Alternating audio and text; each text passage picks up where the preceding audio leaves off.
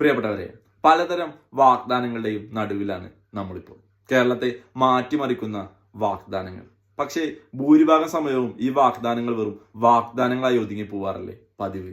അല്ലെങ്കിൽ ഒന്ന് ആലോചിച്ച് നോക്കൂ, കേരളത്തെ ഇതുവരെ മാറി മാറി ഭരിച്ച മുന്നണികൾ തന്ന വാഗ്ദാനങ്ങളെല്ലാം നിറവേറ്റുമായിരുന്നെങ്കിൽ കേരളം ഇതിലും കൂടുതൽ എത്ര വികസനം പ്രാപിച്ചെന്നെ, കേരളം എത്ര സുന്ദരമായേനെ. പക്ഷേ അതൊന്നുമല്ലല്ലോ ഇവിടെ നടക്കാറുള്ളത്. അവർ ഒന്ന് പറയുന്നു, മറ്റൊന്ന് പ്രവർത്തിക്കുന്നു. അങ്ങനെയല്ലേ? ഇപ്രാവശ്യം ഒരു വ്യത്യാസമുണ്ട്. പറഞ്ഞതെല്ലാം പ്രവർത്തിച്ച് കാണിച്ച ആം ആദ്മി പാർട്ടി കേരളത്തിൽ മത്സരിക്കുന്നുണ്ട്. പ്രവർത്തിച്ച് കാണിക്കാൻ വേണ്ടി കുറെ പദ്ധതികളും മുന്നോട്ട് വെക്കുന്നുണ്ട്. എല്ലാവർക്കും 150 യൂണിറ്റ് സൗജന്യ വൈദ്യുതി, എല്ലാ കുടുംബങ്ങൾക്കും 10 ലക്ഷം രൂപയുടെ ഇൻഷുറൻസ് കവറേജ്, സ്ത്രീകൾക്ക് സൗജന്യ ബസ് യാത്ര, മുതിർന്ന പൗരന്മാർക്ക് വീട്ടിലെത്തി പരിചരിക്കുന്ന കെയർഫോഴ്സ് എന്നിങ്ങനെ പ്രധാനപ്പെട്ട പദ്ധതികൾ. ഇതിൽ സൗജന്യം എന്ന വാക്ക് കേട്ട് തെറ്റിദ്ധരിക്കരുത്. കേരളത്തിന് കൂടുതൽ കടബാധ്യത ഉണ്ടാക്കി തരുന്ന പ്രവർത്തികളല്ല, മറിച്ച് നമ്മൾ കൊടുക്കുന്ന നികുതി ഏറ്റവും നന്നായി ഉപയോഗിച്ച് ജനസേവനം നടത്തുന്ന പദ്ധതികളാണ്.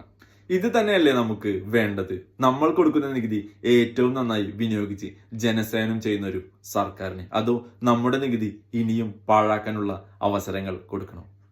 തീരുമാനം നമ്മുടേതാണ്.